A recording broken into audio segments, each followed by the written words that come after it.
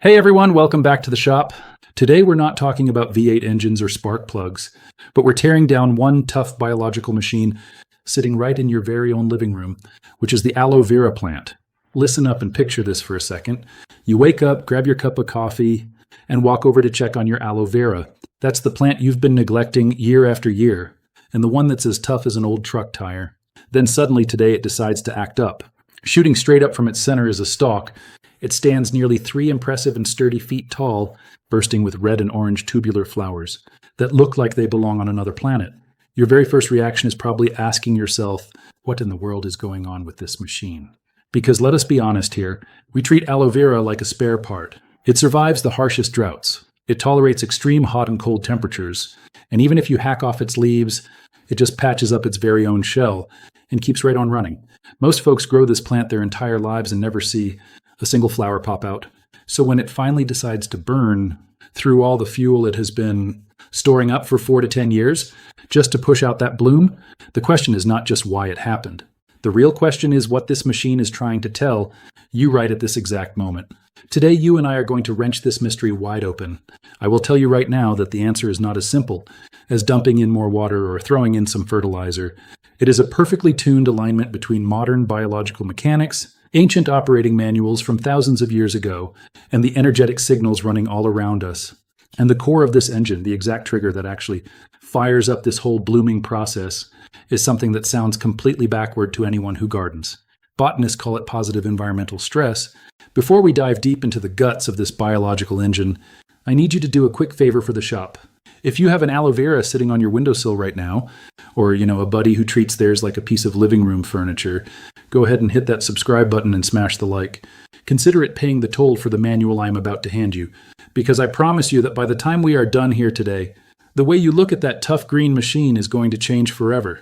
We are going to bridge the gap between hard modern science and the kind of ancient operating manuals guys were using thousands of years ago.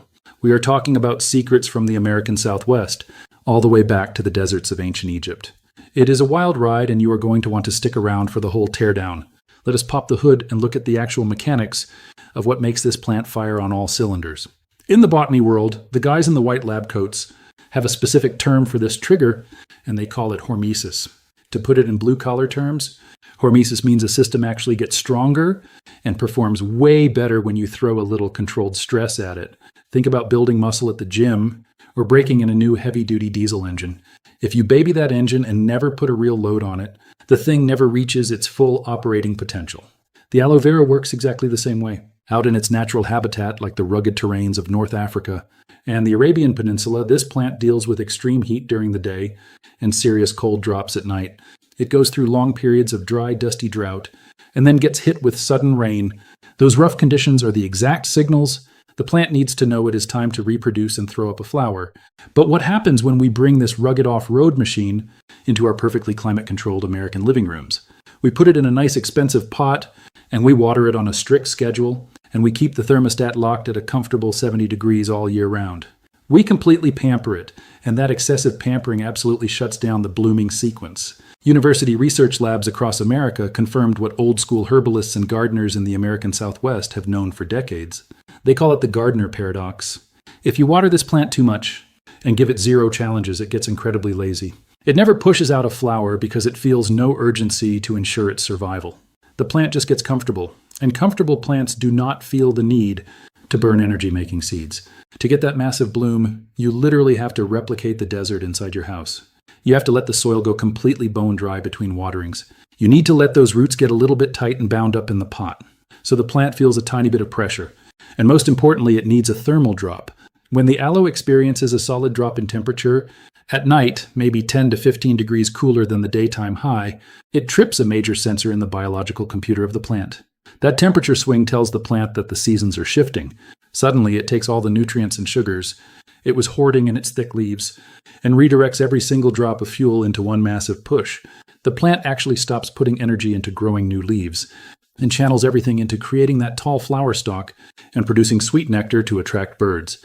It is a pure survival mechanism, but it is also the ultimate performance upgrade. Now, you might think this is just modern science. Finally figuring out how to tune a carburetor, but human beings have been observing this exact same engine behavior for thousands of years. Let us pull out some of the oldest repair manuals on the planet, look at the Native American healers down in the Sonoran Desert, specifically the Tohono O'odham people. These folks lived in some of the most unforgiving terrain in the American Southwest, and they paid incredibly close attention to how the aloe operated. They noticed that the plant never bloomed during the absolute worst brutal droughts when it was fighting just to keep its core alive, and it never bloomed during the rare times of easy, abundant rain, either when everything was soft and simple. It only threw up that massive flower stalk during the transition periods when the desert finally found its perfect balance. They did not use laboratory terms like hormesis or positive environmental stress.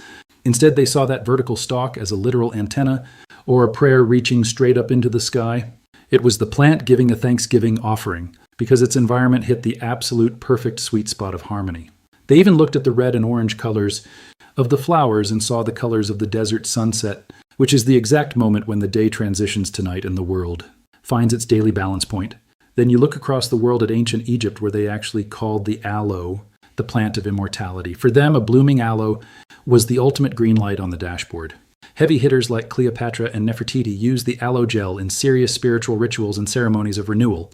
When that plant finally pushed out a flower, they believed it meant the physical space was completely purified and worthy of the gods. They even carved pictures of blooming aloes into the stone walls of their ancient healing temples to mark spaces of transformation. Different cultures and different continents were all reading the exact same diagnostic codes. Where the modern American botanist reads positive stress, the ancient healer reads balance and purity. They are all talking about the exact same operational sweet spot where the plant is tested just enough to prove its strength, but supported enough to create something absolutely incredible. Let us bring this right back to your own living room and talk about how this machine interacts with the environment around it. Over the last few decades, a lot of American interior design and home wellness practices have adopted the concepts of feng shui, which is basically the ancient practice of tuning the aerodynamics and energy flow of your house. In this system, the aloe vera is treated like a heavy-duty filter and a protective shield. Those sharp, thick, spiky leaves are literally designed to be physical barriers that deflect negative energy or bad chai before it can wreck the vibe of your living space. The plant takes the hits from harsh energy and uses its internal gel to convert that damage into healing medicine. It is a dual-purpose machine built for both defense and repair. But when an aloe actually blooms under a feng shui setup, it means your home has hit a level of perfect alignment. It means the energy in your house is flowing like a freshly oiled transmission, with zero blockages and no stagnation. The exact location of where this machine decides to bloom tells you exactly what kind of horsepower your life is generating. If you have an aloe sitting near an east-facing window, and it shoots up a flower that is all about new beginnings and the health of your family, the east is where the sun rises, and it is where fresh daily energy enters the chassis of your home. If that tough old plant blooms right by your front door, or what they call the mouth of chi, it means the road is wide open for prosperity. There is nothing blocking abundance and good fortune from rolling right into your life from the outside world. And if you keep one in your home office or workspace, and it suddenly decides to flower, it signals that your professional gears are turning perfectly and success is flowing your way without any friction. What is absolutely crazy is how the hard biology backs this up completely. The plant sitting by the east window gets that smooth, consistent morning light without baking in the harsh, punishing afternoon sun. The plant positioned by the front door is probably getting hit with those exact temperature swings and cool drafts from the outside that trigger the hormesis stress response we talked about earlier. And the one in the office is likely getting stable natural light and just the right amount of neglect while you are busy getting your work done. The hard science and the ancient energy flow are looking at the exact same engine and telling you the exact same story from two totally different angles. We are getting to the absolute heart of this whole teardown, and I do not want you to miss a single second of this. We have looked at how the hard science requires specific environmental conditions for the aloe to fire up, and we have seen how ancient builders and energy experts look at the exact same setup and call it perfect harmony. But there is one massive component that connects every single one of these different manuals together, and nobody ever really talks about it. They all point straight back to the guy holding the wrench. The perfect conditions that this heavy-duty plant needs to run properly do not just magically appear out of thin air. Somebody had to make the conscious decision to place that heavy pot right in the perfect spot where it catches the morning sun. Somebody had to have the hard discipline to pour in just enough water without completely flooding the engine block. Somebody had to keep that physical space completely clean and stable year after year. That somebody who keeps it clean is you. When we look at traditional wisdom from all across the map, there is one common thread that always pops up. This rugged green machine does not actually bloom for itself. It blooms for the mechanic who takes care of it. It is the plant literally returning all the good premium energy it received from you over the years. In the modern American wellness culture, people are finally starting to figure out that when your tough old aloe plant decides to throw a flower, it is acting exactly like a perfectly clean mirror reflecting your own internal state. If this heavy machine can completely thrive and hit peak performance under your specific care, it proves that you are actively creating the exact right conditions in your own life for good things to grow. And I am not just talking about the plant. I am talking about your family and your goals and your own personal horsepower. That rare, beautiful bloom is hard physical evidence showing you that you are doing something incredibly right. And there is a raw biological fact that backs this up beautifully. Somebody had to keep that physical space completely clean and stable year after year. That somebody who keeps it stable is you. When we look at traditional wisdom from all across the map, there is one common thread that always pops up. This rugged green machine does not actually bloom for itself. It blooms for the mechanic who takes care of it. It is the plant literally returning all the good premium energy it received from you over the years. In the modern American wellness culture, people are finally starting to figure out that when your tough old aloe plant decides to throw a flower, it is acting exactly like a perfectly clean mirror reflecting your own internal state. If this heavy machine can completely thrive and hit peak performance under your specific care, it proves that you are actively creating the exact right conditions in your own life for good things to grow. And I am not just talking about the plant. I am talking about your family and your goals and your own personal horsepower. That rare, beautiful bloom is hard physical evidence showing you that you are doing something incredibly right. And there is a raw biological fact that backs this up beautifully. Somebody had to keep that physical space completely clean and stable year after year. That somebody who thrives is you. When we look at traditional wisdom from all across the map, there is one common thread that always pops up. This rugged green machine does not actually bloom for itself. It blooms for the mechanic who takes care of it. It is the plant literally returning all the good premium energy it received from you over the years. In the modern American wellness culture, people are finally starting to figure out that when your tough old aloe plant decides to throw a flower, it is acting exactly like a perfectly clean mirror reflecting your own internal state. When the aloe plant finally blooms and begins to flourish, it starts producing thick, sweet nectar. Out in the wild, that sweet liquid is specifically manufactured to fuel up hummingbirds and other fast-flying pollinators. The plant is literally generating pure food and giving life back to everything flying around it. It did not just burn all its energy to create something that looks cool. It is actively nourishing the rest of the world with that beauty. That is pure generosity, permanently hardwired right into its biological computer. If you think about how a well-tuned household runs, the exact same thing happens. When you build the right conditions within your home and maintain perfect balance and invest your hard sweat and focus your attention into your beautiful space, real abundance starts flowing through your everyday life. You end up with enough good energy to share with everyone else around you. It stops being about basic survival and mere existence and turns into a massive celebration of your journey, of all your hard work. Now that you understand exactly how this entire machine operates, you are probably itching to grab your tools and start wrenching on your own plant. I am going to shoot straight with you right now. There is no magical additive or cheap gimmick you can buy in a bottle that will guarantee a bloom. But there are very specific tuning parameters that will massively increase your chances of getting this engine to fire. First up is your lighting intake. Your aloe absolutely requires a minimum of 6 solid hours of direct sunlight every single day just to build up the necessary electrical charge to produce a flower. If you are keeping this plant parked inside the house, you need to drag it right over to the absolute brightest window you have. Usually in an American house, you want a big window facing straight south or straight west because that gives you the most consistent heavy sunlight all day long. If you happen to live down south, in a really hot climate like Arizona or Texas or Southern California, this tough machine can handle being parked right outside in the full blazing sun. But if you live up north where the weather gets nasty, a bright south-facing window is your absolute best bet. The second parameter on your maintenance schedule is hydration. When it comes to the aloe plant, less water always equals more power.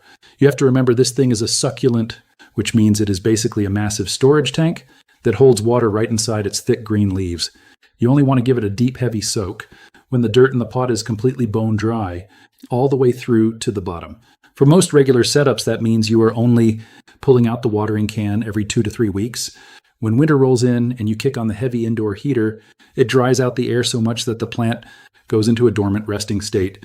During that cold season, you might only need to water it once a month. The absolute quickest way to destroy this engine is by overwatering it, because amateur mechanics always think that pouring in more fluids equals better care. With this specific machine showing tough restraint is the ultimate form of care. The third big upgrade you need to make is the soil and drainage system. You cannot run this plant in heavy, wet potting soil. You need to head down to the garden center at Home Depot or Lowe's and grab a specialized bag of cactus and succulent mix.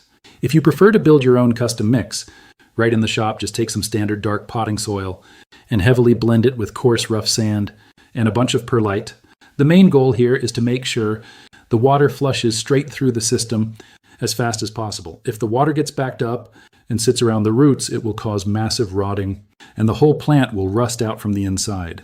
The fourth parameter is the biggest secret that most indoor growers completely miss. You have to create temperature variation. If you can expose your plant to cooler temperatures at night, especially during the fall and winter months, you are perfectly simulating its natural desert environment. In places like the American Southwest, those massive temperature swings happen naturally out in the desert every single day. But even if you keep your plant inside a totally climate-controlled house, you can just slide it close to a chilly window where it feels a solid 10 to 15 degree drop at night. That thermal shock is the exact trigger that tells the internal computer the seasons are shifting. And that seasonal shift is exactly what kicks off the heavy reproductive cycle. You can also run a very light blend of diluted liquid fertilizer, and is specifically made for succulents, just once a month during the warm spring and summer months. That gives the plant a little extra premium fuel to work with. But you absolutely must cut off all the fertilizer when winter hits. The plant requires that cold dormant season to rest and build up its core energy for a potential bloom next year. The final piece of this entire build is just pure heavy patience. We are talking about a slow process that can take years of consistent grinding. But every single day that you properly maintain your aloe, you are bringing it one step closer to that massive payoff. A lot of old school growers report that their plants finally threw a bloom after 5 to 7 years of steady, reliable care, right at the exact moment when they stopped obsessing over it and just let the machine run. That is part of the whole magic. It happens when you stop stressing and just focus on providing good, clean maintenance. I want to leave you with one final thought before we close the shop doors today. The bloom of an aloe vera is totally ephemeral, which means it only sticks around for a few short weeks. That massive bright flower that took years to build village will eventually wither and drop off. But the fact that a plant designed to survive the harshest conditions on Earth decided to burn all its stored energy just to build something beautiful and temporary is a massive statement. Science proves you hit optimal conditions, and traditional wisdom proves you built a harmonious home. All those old experts separated by thousands of miles and thousands of years all point to the exact same conclusion. Something incredible is happening in your space, and that rare flower is your physical proof. Whether you believe in the hard science or the deep energy flow, the truth is undeniable. If your plant bloomed, it was not a lucky accident. It was the direct result of the perfect balance. You built with your own 2 hands. You earned that. Your hard work paid off. Now I want to hear from every single mechanic watching this. Has your aloe ever pushed out a bloom? If it has not happened yet, what exact changes are you going to make to your maintenance routine after tearing down this engine with me today? Drop all your thoughts down in the comments, because I read every single one of your logs. If this video gave you a completely new perspective on that tough green plant sitting in your living room, smash that like button, subscribe to the channel, and hit the notification bell. We have plenty more heavy biological teardowns coming your way soon. Keep your shop clean, take care of your plants, and always pay close attention when your machines start talking to you.